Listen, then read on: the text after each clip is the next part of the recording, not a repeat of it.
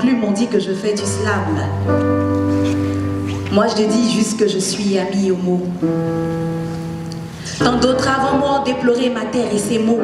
Et peut-être que mes paroles ne resteront finalement que des mots qui s'envoleront comme ceux qui ont chanté et sensibilisé, dans l'espoir de voir un jour notre rêve se réaliser.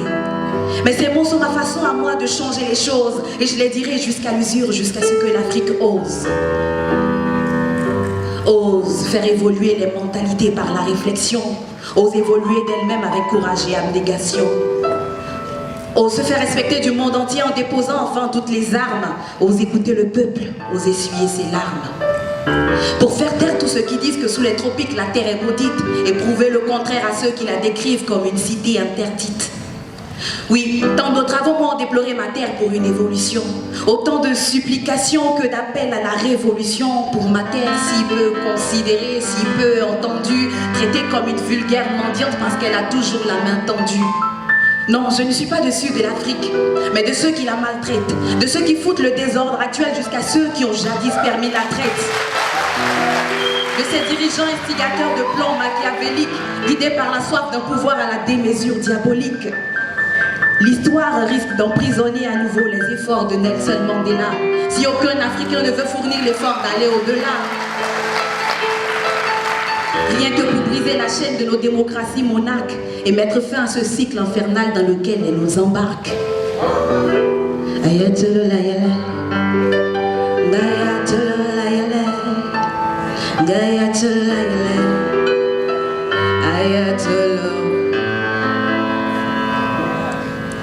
On dit que l'Occident est la source de nos malheurs. Pour avoir pillé nos ressources, nos forces et biens de valeur, c'est bien beau de leur rappeler leur passé coupable. Mais surtout ne pas ignorer à quel point nous-mêmes sommes responsables, puis responsables. Responsables d'avoir ouvert nos frontières et cautionné notre propre exploitation. Responsables d'avoir donné nos frères et applaudi leur déportation. Responsables d'avoir trahi tous nos fiers guerriers qui combattaient l'évasion. Responsables d'encourager tous nos bras forts à être candidats à l'évasion. Responsable de rester inerte et craintif malgré notre ras-le-bol. Responsable d'encourager cette race de politiciens professionnels du vol. Responsable d'acheter les armes de ceux qui ne veulent pas d'une Afrique décidée. Savez-vous que ces mêmes personnes feront faillite si un jour les Africains arrêtent enfin de se trucider? Mais non, je ne suis pas dessus de l'Afrique, mais de sa classe dirigeante. Solidaire dans les erreurs communes à leur politique décourageante, occupée à dilapider les sous de l'État dans des caprices de sultans et qui traite le peuple avec dédain et un mépris insultant.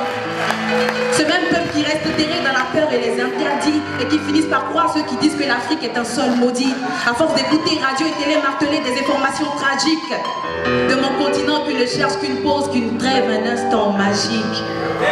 Oui, je suis vertu de l'amertume de ma terre dégoûtée de boire le sang de sa progéniture. Quelque part je suis son cri sous le poids de la torture. Mais ne dit-on pas que tant que nos poumons ont encore la force d'avaler et cracher de l'air, il faut s'accrocher à l'espoir? Et comme la plupart d'entre vous ici dans cet auditoire, j'espère encore. Et je suis là pour que cet espoir devienne une page de notre histoire. C'est vrai, je n'ai que mes mots.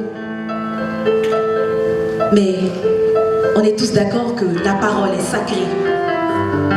Elle a eu le pouvoir de réunir toute l'Afrique ici, sur ce territoire.